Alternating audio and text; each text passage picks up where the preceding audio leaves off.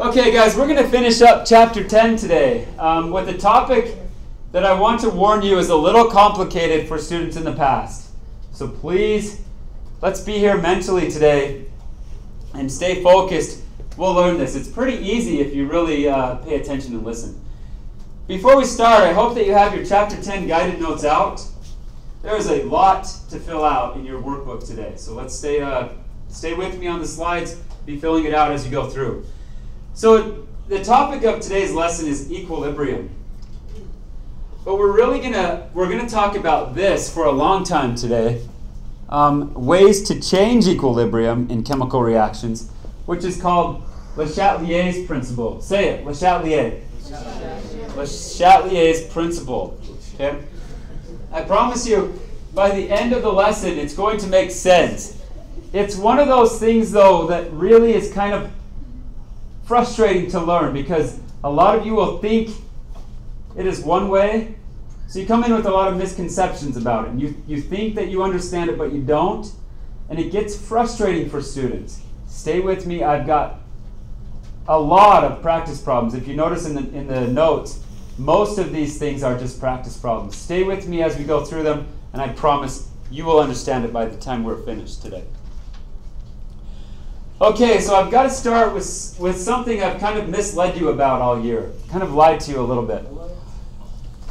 We have said, up to this part in chemistry, that if you have A plus B, that it will make a product C. And it just goes one direction, but that's not true, okay? This arrow implies that it goes from the reactants to the products. But some chemical reactions, in fact, many of them, are reversible. So we need to write down what a reversible reaction is in your book. A reversible reaction is a chemical reaction in which the products can react to reform the reactants. And so in chemistry textbooks, you'll see this all the time. A plus B with a little half arrow going to C, but then there's another half arrow coming back. Because A and B can make C, but then C can decompose and make AB. Okay?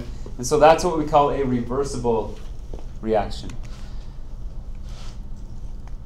Well, if it can go both ways, if the reactants can make the products and the products can make the reactants, so there's this kind of tug of war happening here, we can form what is called chemical equilibrium.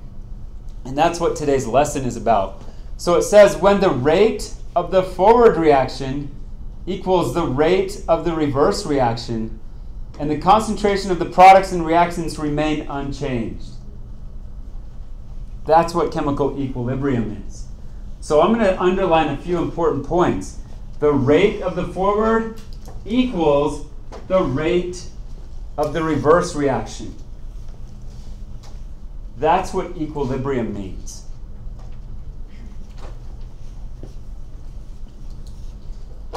So I'm going to draw a beaker up here and put some molecules in it.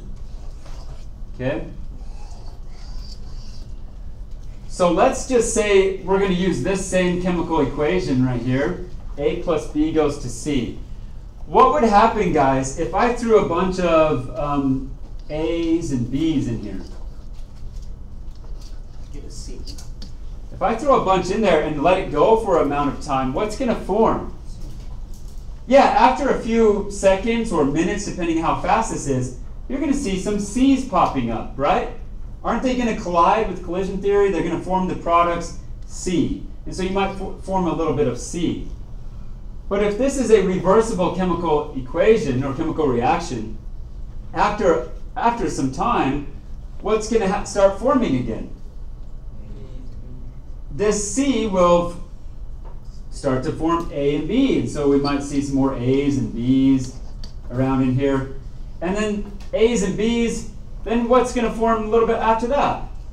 C's. You'll start forming more C's. And so it's kind of a tug of war back and forth. Okay?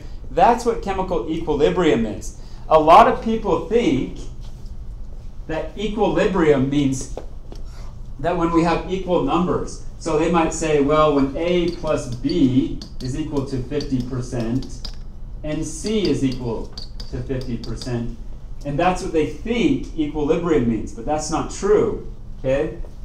It might be, equilibrium might be when A plus B equals 10% and C equals 90%. Let me go back to the definition. It's when the rate of the forward reaction, so when this rate equals the rate at which C reforms A and B. It's when the rates are equal. Okay? So it's not necessarily meaning that their concentrations are equal. Okay, like it says here, arrows go both directions in a reversible reaction. So, okay, I don't really like to use analogies when I teach. I always like to stick to the chemistry, and some teachers have an analogy for everything. I never really liked analogies. It gets off topic. But here's an analogy I want to go through.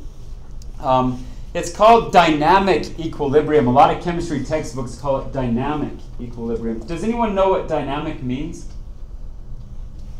Dynamic means moving. Okay, so it's moving equilibrium. And so here's an analogy that I would like to talk about now. We've all been to a big football game, and so I'm going to draw a big football stadium here. Okay, there's my football stadium, and then here's, what's off to the side?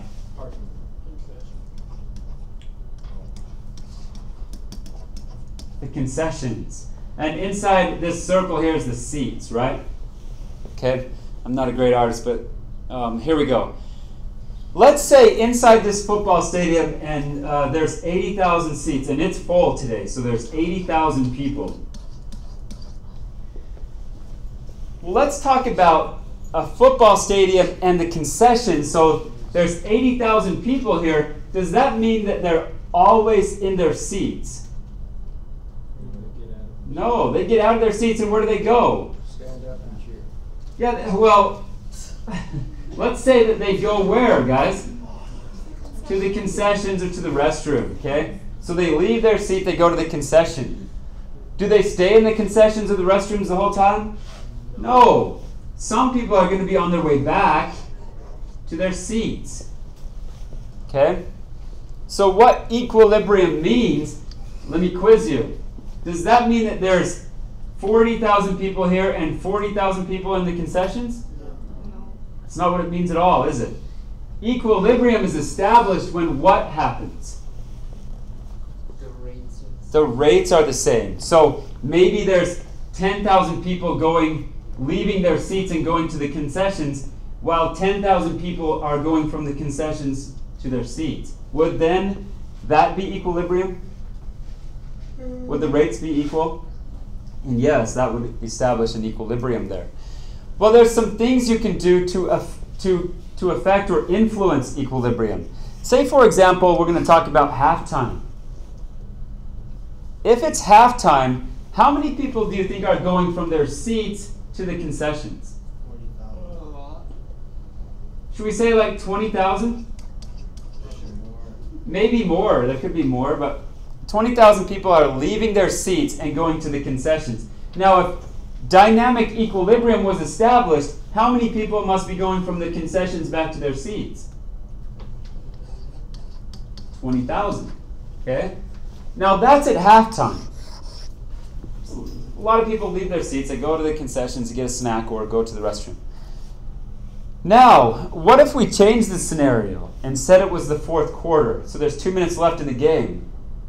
How many people do you think are leaving their seats and going to the concessions? Let's just throw a number out there. What do you say? 1,000. Maybe out of 80,000, should we say maybe like 2,000 people? Okay. Something like that? It's much lower though, right? So 2,000 people would be leaving and going to the concessions. Well, if equilibrium was established, how many people must be going from the concessions to their seats? 2,000. Okay. Now, in both cases, was equilibrium established at halftime and in the fourth quarter? Yeah. Yeah. Does it mean that they're equal? No. No, it's not 40,000 here and 40,000 there. It doesn't have to. Could it be, though? Yeah. It could, but it doesn't have to be. What we're talking about is the rate of this happening compared to the rate of this happening. Okay? So anyway, there's your analogy for the day. Let's get back to the chemistry. So in the following chemical reactions, so say we have this going on. When equilibrium is reached, the rate of the forward reaction is it A, B, C, or D? You're supposed to answer this in your guided notes. So take a second and answer it. Let's see if you guys can come up with the right answer. Okay, hopefully at this point you've answered it. But guys, what'd you put? What's the answer? C. Yeah, it is. It's the answer is C. So equilibrium is reached when the rate of the forward reaction equals the rate of the reverse reaction. So when you think of this word equilibrium, I want you to think of rate. So if you'll make that note in the margins of your book or something, equilibrium is referring to the rate of the forward reaction compared to the rate of the reverse reaction. Okay, there are some things we can do to mess with equilibrium, just like halftime or the fourth quarter mess with it in our analogy. It's called Le Chatelier's Principle. And here's a picture of him. Henry Le Chatelier was a French physicist or chemist. And he's the one that kind of discovered this, how you can influence equilibrium. So we call it Le Chatelier's Principle. But when chemical reaction is at equilibrium, the concentration of the reactants and the products don't change unless a stress is applied to change the equilibrium. So once equilibrium is established, the concentrations of the reactants and products don't change unless you put a stress to it. And in Le Chatelier's Principle, I'm going to show you a couple of stresses we can do to chemical reactions that will influence equilibrium. Okay, Le Chatelier's Principle, number one. The system is always has to start at equilibrium. Okay, so we're going to start at equilibrium. Then number two, we're going to apply a stress. We're going to change it somehow. A change or a stress is then made to the system at equilibrium when we do the following things. We change concentration of the reactants or the products. So if we mess with the concentrations, we also mess with equilibrium. And number two, when we change the temperature. So if you mess with the temperature, you're going to mess with equilibrium. Just like the fourth quarter or halftime mess with equilibrium in the stadium, these are the changes that are going to mess with equilibrium in a chemical reaction. Number three, the system responds by shifting to the reactants or the product side to restore an equilibrium. So we're going to see this shifting to the reactant side or shifting to the product side all day in these practice problems. Your job will be to tell me which way equilibrium is going to shift so that it will restore the equilibrium. Okay, and I've got a lot of examples. So let's go to practice problem number 6. Now it says here, we have this chemical equation. We've got water plus CO2 goes to H2CO3 or bicarbonate. And it says, which way would equilibrium shift if you added more CO2? So we're going to increase the concentration of CO2. Now I want you guys to start by doing it the same way. This is how I do the problems. Okay, you find CO2 and draw an arrow up. You guys have it in your books. Do that. Find CO2 and draw an arrow up. Well, if you add more CO2, how is that going to shift equilibrium? Is it going to shift it to the product side or to the reactant side? So I'm going to go through this one and explain it. Here's my beaker again, and we'll explain it in terms of collision theory. If we've got a bunch of H2O, okay, so here's my water, and then I put a bunch of CO2 in it. Okay,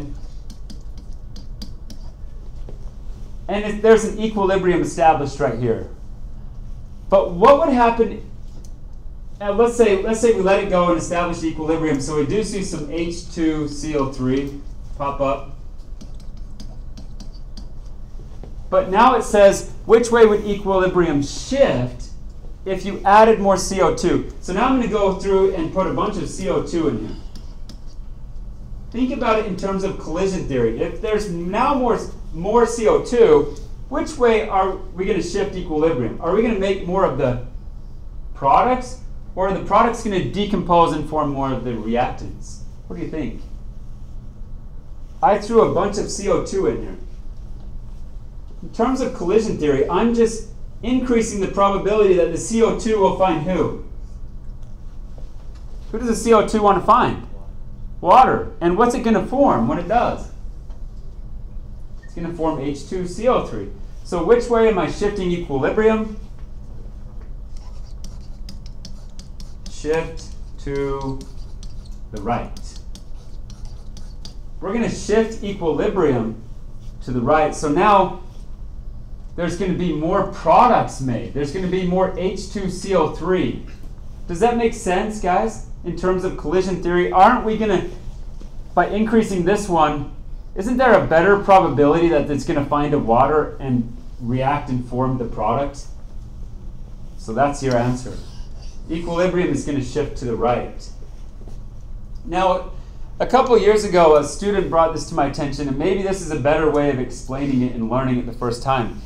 Think of this arrow that we drew up right here as kind of a dirt hill.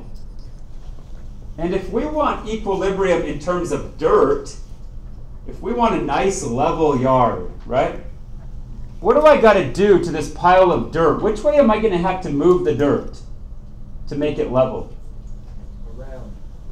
Around to which way, though? This side of the yard or this side of the yard? Don't I have to spread it out toward that side of the yard? So think about that as a pile of dirt. In order to get it nice and level again, we've got to kick some dirt to the right. Does that make sense? Okay, stay with me. We're going to go through a lot of these. So it will respond by shifting to the right, and you will make more product. You leave it in there more, you're going to form more H2CO3. Okay, practice problem number 7. Let's stick with the same chemical reaction, but it's different. The question is different on practice problem number 7. It says, which way would equilibrium shift if you added more H2CO3? So now find that H2CO3. We're increasing its concentration, so draw an arrow up. Right there. Okay. So now in terms of collision theory, we had some H2O, we put in some CO2.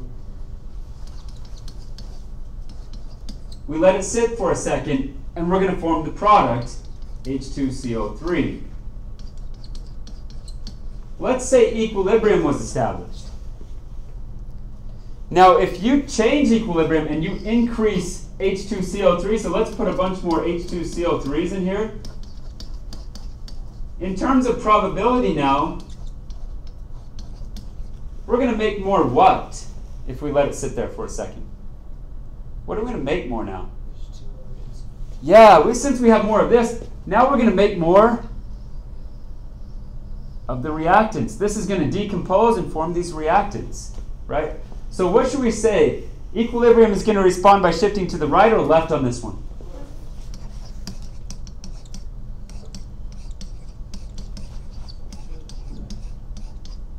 Yeah, it's going to shift to the left. If you like that dirt analogy, which way would you have to kick the dirt on this right here? you're going to have to spread that dirt out to the left to make it nice and level. Okay? So that's pretty easy to remember, right? Okay. Practice problem number 8. Which way would equilibrium shift if you removed some CO2? So now go to CO2 and draw an arrow down. Okay, now we're removing it, so we're making it less concentrated.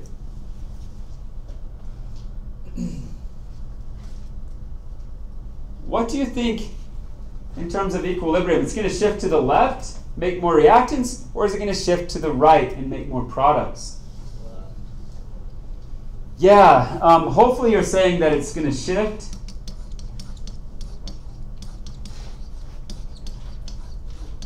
It's going to shift to the left. That's the answer.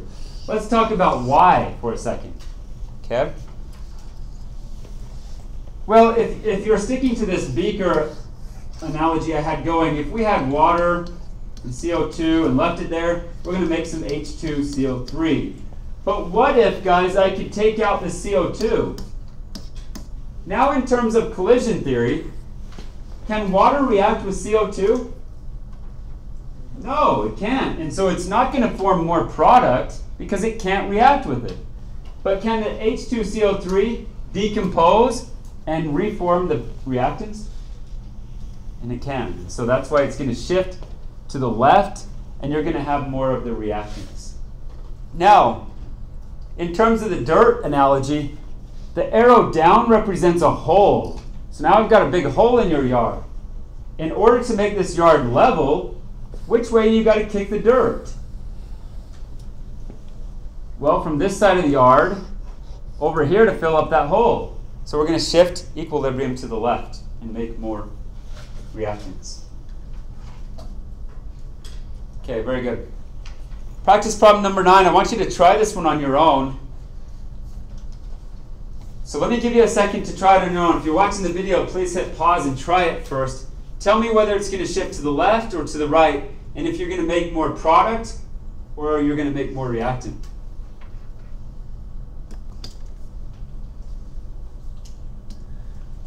Okay, guys, I hope at this point you have an answer. So let's go through and see if you got it right.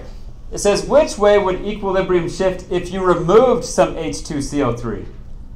So now we're going to remove it, which means decrease the concentration. So I draw an arrow down there. Did you guys do that? Okay. So now by doing that, we don't have as much of this to reform the reactants. So now I've got a big hole, so to speak, a hole in your yard. Which way would you have to kick the dirt, guys, to fill in that hole? You're going to have to kick it to the right. So I would put shift to the right. Are we going to make more reactant or more product?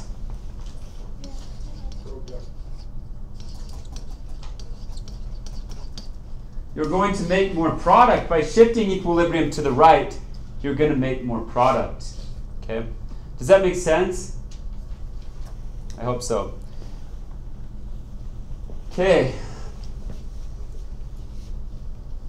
Now, let's change gears. That was concentration. So what we were doing right there was messing with concentration. Now we're going to mess with what? Temperature. Okay? So to determine how temperature will affect equilibrium, you must first know if the reaction is exothermic or endothermic. Before I go through the example, what does exo mean, guys? Exit. What does endo mean? Enter. What does thermic mean? Heat. And so just by the word here, exothermic, we know that heat is exiting. Endothermic, heat is entering.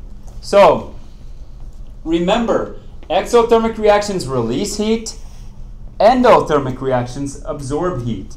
So here's a couple of examples I want you to write in your notes. For an exothermic reaction, which side is heat on in the equation?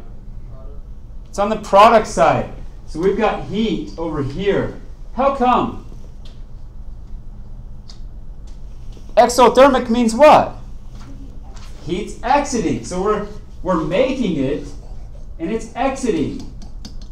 Okay, it's not entering, it's exiting as a product. We're releasing heat.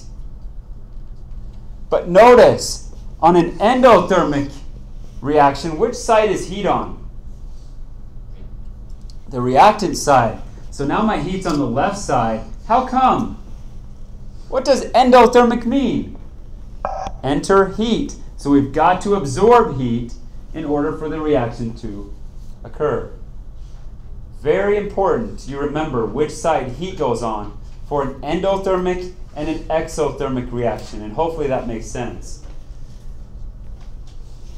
Okay, I know it's on the board right now, but don't look at it. For an exothermic reaction, which side would heat be on? The right side, the products. For an endothermic, heat has got to be on which side? The reactant side or the left side. Okay. All right. Practice problem number 10. Let's see how this works with equilibrium. It says, which way would equilibrium shift if you added heat to this reaction? So now find heat and draw an arrow up. Okay, we're increasing the heat. So if we do this reaction in a place where we could increase the temperature, which way would equilibrium shift? What would you guys say? Yeah, it's going to shift to the left. Okay. Again, you can use that dirt analogy. If there's too much dirt on this side of your yard, you're going to have to shift some dirt over to the left side. Hey, before we go to the next problem though, is that going to make more products or more reactants? More. You're going to make more reactants by doing that chemical reaction in a environment where you increase the temperature. Okay, it's going to shift to the left and make more reactants. Very good. Okay, practice problem 11. Before I let you do this on your own, is this an endo or exothermic reaction? This is endothermic because heat is on the left. Heat is entering. Now I want to give you some time to try this one on your own. If you're watching the video, please hit pause and try it first.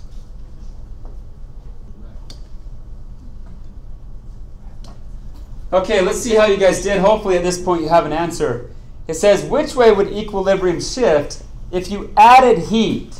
So this, we're adding heat to it. So find heat and draw your arrow up.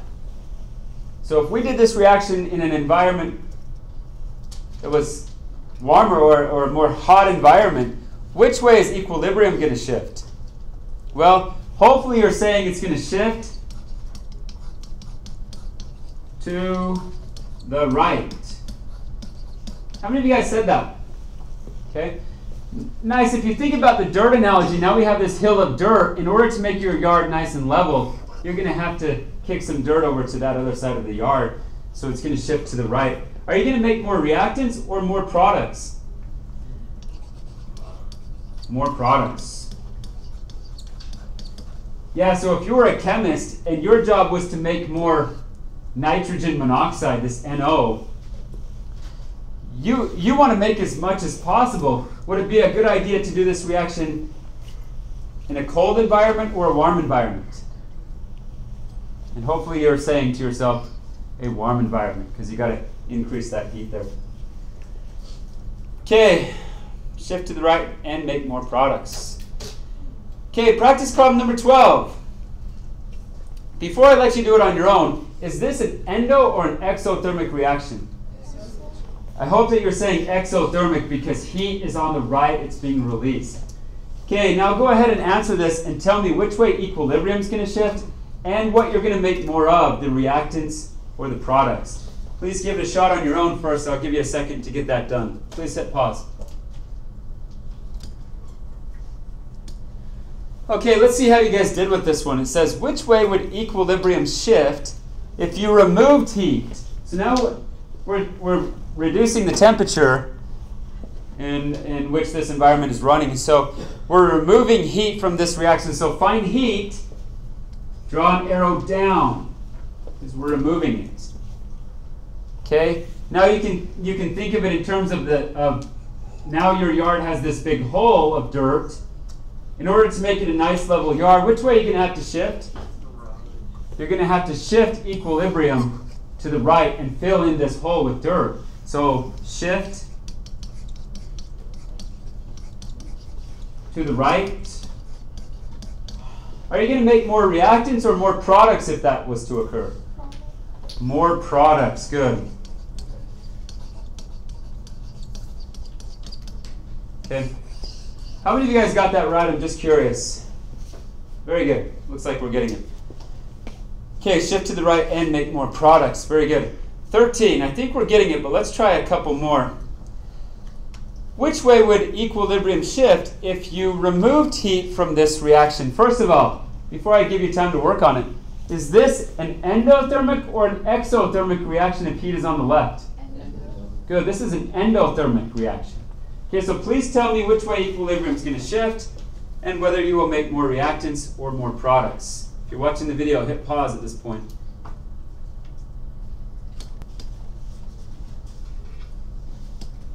All right, let's see how you guys did. Again, it said we were going to remove heat. So I find heat, and do I draw an arrow up or down, guys?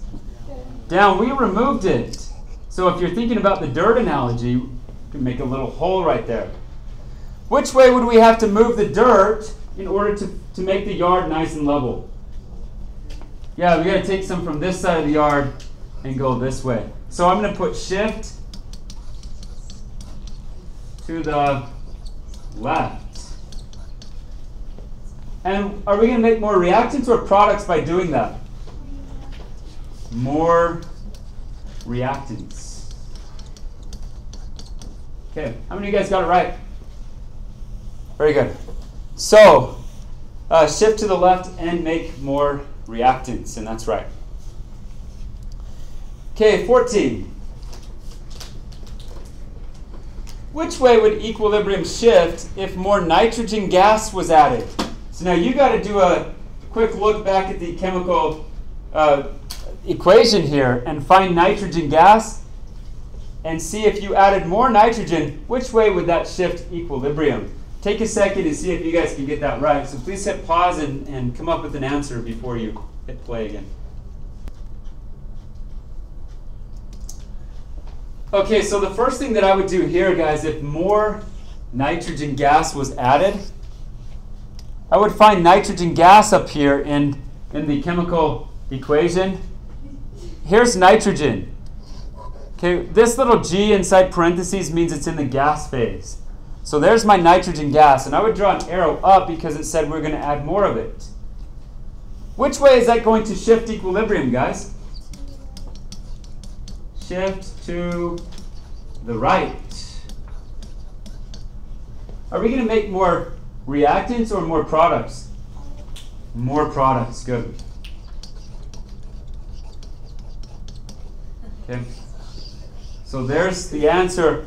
Hopefully that is what you came up with as well. Shift to the right and make more products. Okay, I've got a number of these. Just like I said, you're going to have a lot of practice. So number 15. You guys try this one on your own. If you're watching the video, please hit pause at this point and get an answer before you hit play again.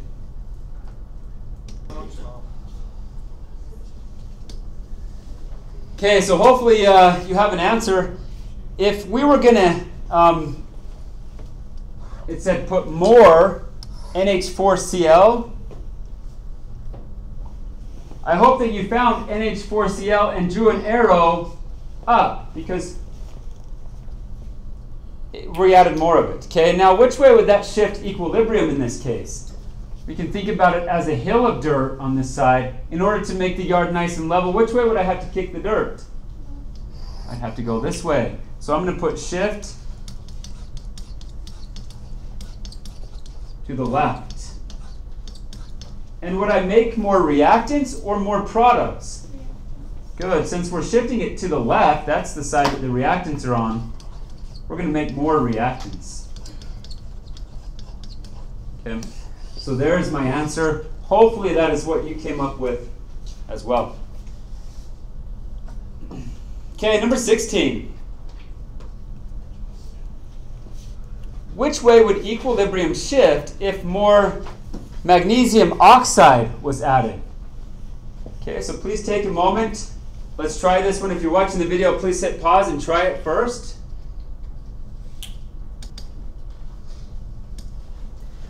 Okay, so let's see how you did with this one. If more MgO was added, what I would do is find MgO, the magnesium oxide in the solid phase, and draw an arrow up because we added it.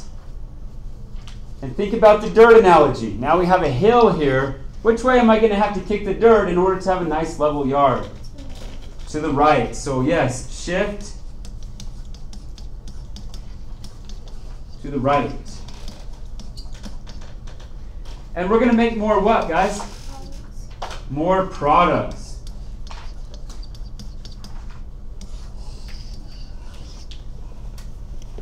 Okay, let's talk about why chemists would need to know this. If you were a chemist, and let's say this compound right here, MgCO3, was very valuable. In fact, that was your job all day long, was to make MgCO3. What's one thing you could do to make more of it? Add more MgO. You're going to make more of the product. Okay, so it is very useful in chemistry to know this stuff. All right, so that's the answer. Shift to the right and make more products. Okay, number 17. I've got 3 more, guys. We can do this. 3 more. Let's see if you can get the last 3 correct. In which way would equilibrium shift if the temperature was increased? So take a moment, see if you guys can do that on your own.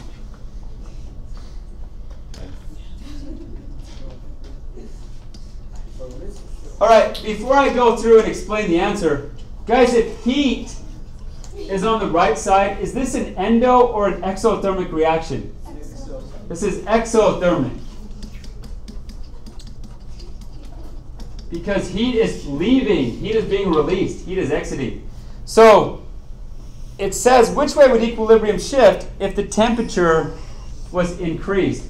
So I should find heat and do what? Draw an arrow up, okay, because we're increasing the temperature. Now, which way was that going to shift equilibrium? If you think about now as like a little hill of dirt, which way would I have to kick the dirt? To the left. So I'm going to have to shift equilibrium to the left. Now, is that going to make more reactants or more products? Good. More reactants. Okay, and there's your answer. How many of you guys got that right? Okay, very good. Shift to the left and make more reactants. Okay, 2 more. Let's see if we can get the final 2 correct. So here's the equation. Which way would equilibrium shift if the temperature was increased? So if you're watching the video, please hit pause at this point, get an answer, and then hit play and see if you got it right.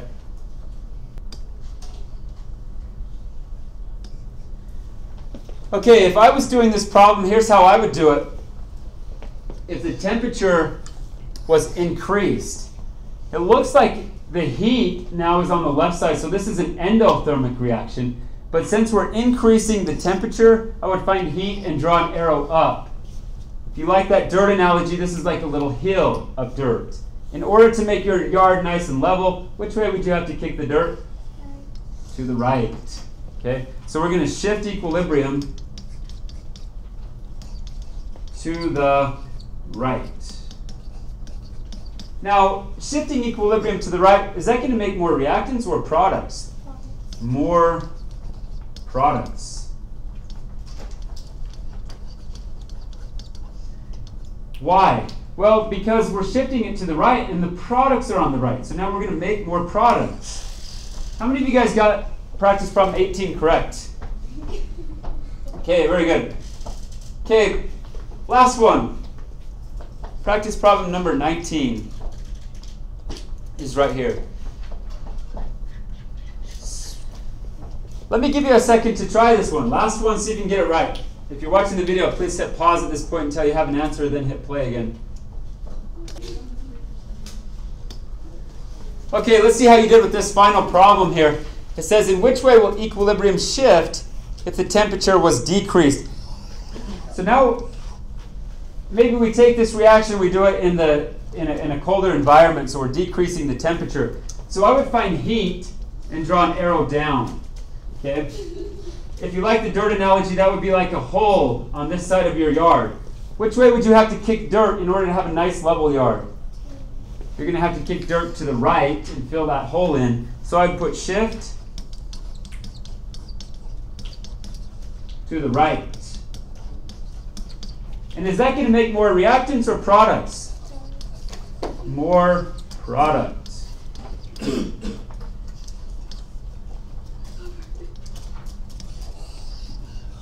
Okay, who got that one right? Very good. Shift to the right and make more products. Okay, I wanted to finish by having a summary of everything we just talked about.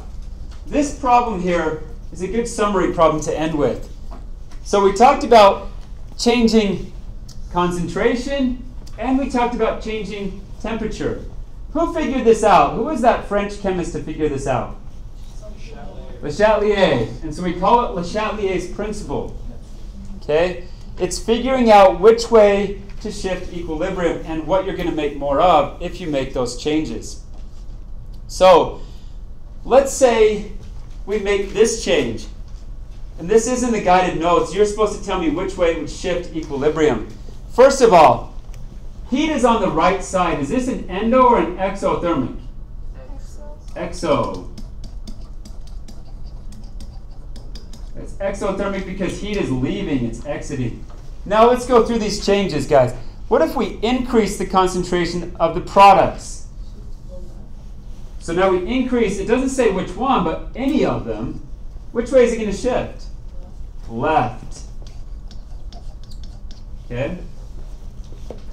So it's going to shift to the left. Oh, I got it in there already. Okay, now let me erase this arrow so we don't get confused.